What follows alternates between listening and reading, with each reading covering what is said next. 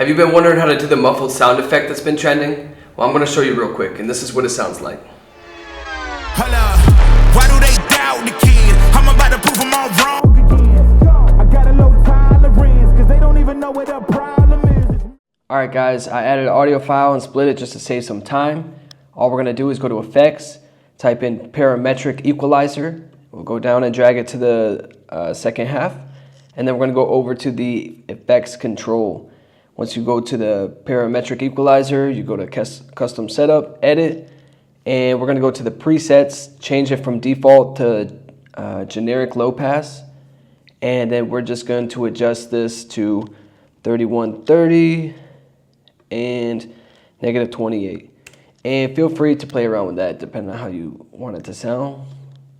And just to show you what it sounds like. Why do they doubt the kid? I'm about to prove them all wrong again. I got a low tolerance, cause they don't even know what the problem is. Alright, and that's it guys.